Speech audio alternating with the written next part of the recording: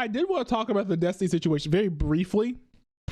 I don't really have a whole lot to say, and I don't need to say a whole lot because it's not like I've covered Destiny very heavily in the past. I think the most I talked about him was when he was like cheering for the deaths of Trump supporters and saying that the earth would be a better place if they all had died.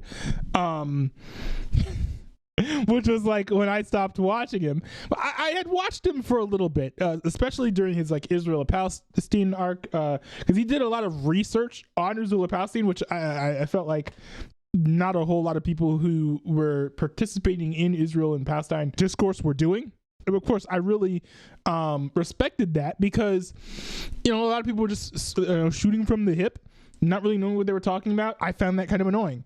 So it was nice to see someone talking about the situation who knew what he was talking about and was willing to sort of take a stand and have an unpopular position as well. And he's taken unpopular positions on other things in the past as well, to the point where he's been called like transphobic and things.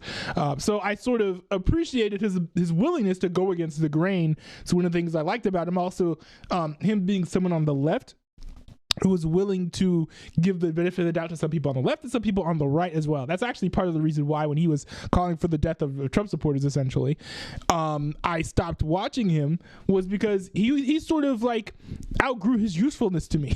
It's like, I want someone who is going to try to be neutral, try to be fair, and try to be objective. And then as soon as he saw that the assassination attempt on Donald Trump had failed, then he sort of, his head exploded and he went into a rage because he was like, oh my goodness, how could you miss? You had one shot, and now the security is going to be upped and Donald Trump will never get killed. Like, that's like the impression that I got from watching Destiny's content after the assassination attempt. It was like, this guy was just extremely disappointed. It's like if you're like your favorite NFL team makes it all the way to the Super Bowl and then they lose, and then like two of their star players decide to retire, then like of course you'd be in a rage and then be angry at your coach or management or whatever, because you're like, man, we had one shot and we just failed. That's kind of the vibes that I got off of Destiny after that whole situation. But now there's this whole other situation, which is big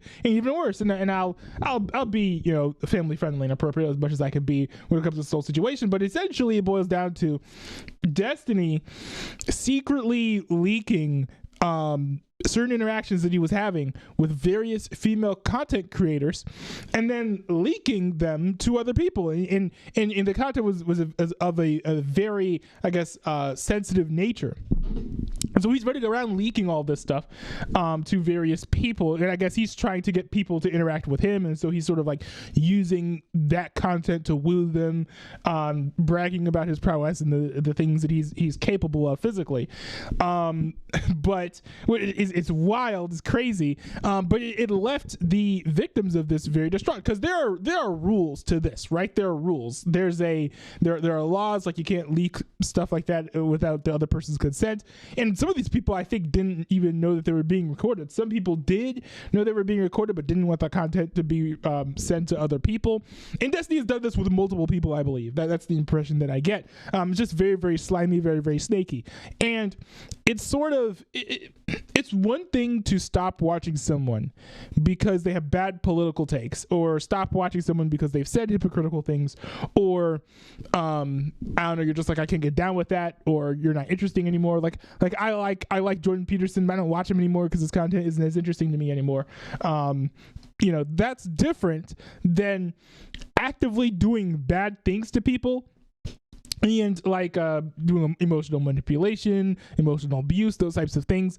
I cannot get down with that. And there's more stuff as well, because as people have been digging into previous dramas and DMs that Destiny's had with people, they've been like, oh, wow, he actually was very like two-faced in these situations. He would say nice things to this one person in these very sensitive DMs, and then talk mean about them in public, and then making these people cry and then feel bad about themselves and think about IRL rage quitting and all these things. It's like, this dude is probably the scummiest content creator that I've ever observed it's definitely the scummiest political commentator that I've ever observed. And this, of all the people that I've watched and seen do streams and stuff over the years, other than Ice Poseidon, I think this guy probably is going to be the first one that I've seen like actually go to jail. We have people who are filing police reports against him. He's getting sued. This dude is going to get very hard, going to get hit very hard. And I don't know if this is something that he can come back from, especially if he's in jail. I don't think he's going to be able to stream in jail, so there's that as well. But you know, at the end of the day, it's really tough because you could prosecute this dude, but you're not going to be able to give back the victims the peace of mind that they had before. It's very, very unfortunate. And the damage that's been done, you cannot repair or revoke merely by slapping on some handcuffs and throwing them in a closet. Like, it is it's going to take a while for these people to like heal from what's occurred as well, because I think that some of this stuff happened as recently as like 3-4 years ago. So very, very terrible situation, and I feel bad for all of the victims. And what this basically means is, on my streams, I know I haven't talked about Destiny very much, but I'm not really going to promote or talk about him anymore. I'm not going to recommend people watch his stuff. If you want to watch stuff from the left-wing perspective, you're probably better off watching someone like David Pakman. I know some people in my Discord already are watching some of David Pakman's stuff, and I'm sure that if you're a leftist, you probably have a lot of folks like MSNBC and CNN and whatever that you enjoy watching as well. There are other content creators on the left. Ezra Klein, I think there's some New York Times podcasts that nobody listens to outside of big urban cities. Pod Save America. There are other people that you can watch.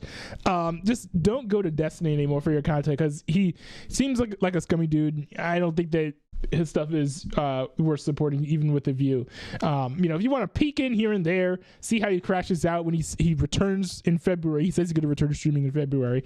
You know, maybe, but beyond that, like, I would not recommend giving this guy unwarranted attention, because he doesn't deserve it, and it only helps him. I don't recommend like kicking him when he's down. I don't recommend harassing him or anything like that. I would just say avoid him on the internet.